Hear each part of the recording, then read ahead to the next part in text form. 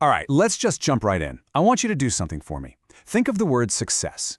What's the very first picture that flashes in your mind? I'm willing to bet that for a lot of us, it's a pretty familiar image.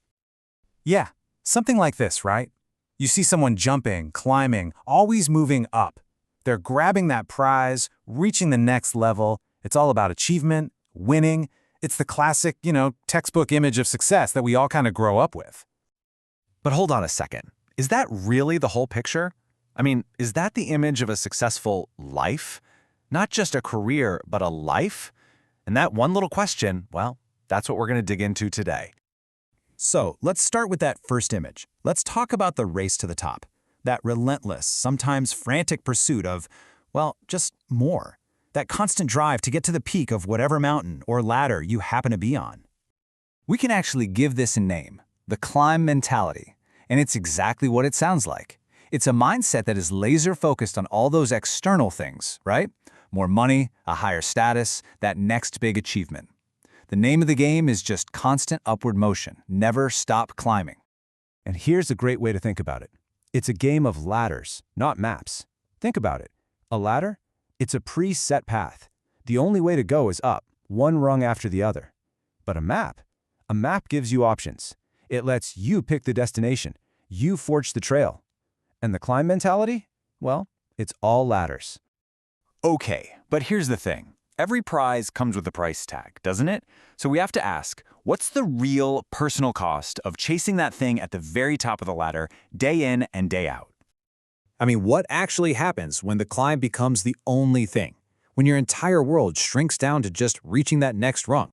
Well, the hidden costs can be pretty devastating. We're talking serious burnout from that constant, grinding pressure. Relationships that get pushed to the side, personal passions you used to love that just fade away. And maybe the scariest one of all, that empty, hollow feeling you get when you finally make it to the top.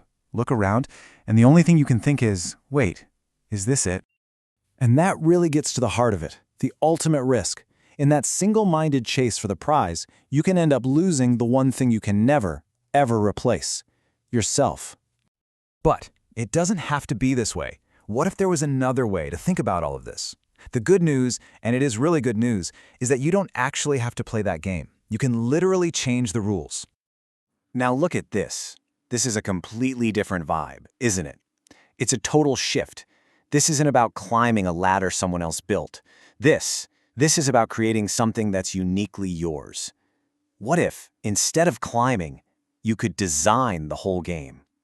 This brings us to the builder mentality. And a couple of words here are super important: conscious and deliberate. This isn't about just letting life happen to you. Nope. It's the active, intentional process of building a life that has real personal meaning for you. It doesn't matter what it looks like from the outside. Okay, that sounds great, right? But how do you actually do it? How do you make that shift from being a climber to a builder? Well, it all starts with designing your own definition of success. And that means focusing on building a whole life, not just an impressive career. And when you put them side by side, the difference is just crystal clear. The climber, all about the destination. The builder, they're focused on the process, the journey. The climber needs that external validation, the applause, the promotion. The builder, they're driven by internal fulfillment. One follows a path someone else laid out, the other creates their very own blueprint. It really boils down to this. You stop asking, what can I get? And you start asking, what can I build? And look, there's even a simple way to think about this. It's a three-step process. First, you've got to identify your core values. That's your foundation. Solid, right? Second, you use those values to define your goals. That's your blueprint. And third, you take action. That's the actual building. Now, I really want to make something clear here. This is not about throwing ambition out the window. Not at all. The opposite, really. The richest, most fulfilling kind of life, it comes from blending that ambition with a deep sense of personal meaning. And when you see these two images together, it all just clicks. It's not about killing the climber that's inside you. It's about letting the builder be the architect, the one in charge. The builder gets to look at all the ladders out there and decide, okay, that's a ladder worth climbing, and here's why. And this right here is the biggest takeaway of all. This isn't some black and white either-or choice. You don't have to pick one and ditch the other. Real lasting success is about making the climb a part of your build.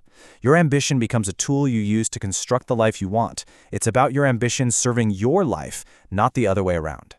So that leaves us with just one final question, and it's probably the most important one we can ask ourselves. It's not about how high you can climb or what you can win. It's so much bigger than that. It's simply this: what are you building?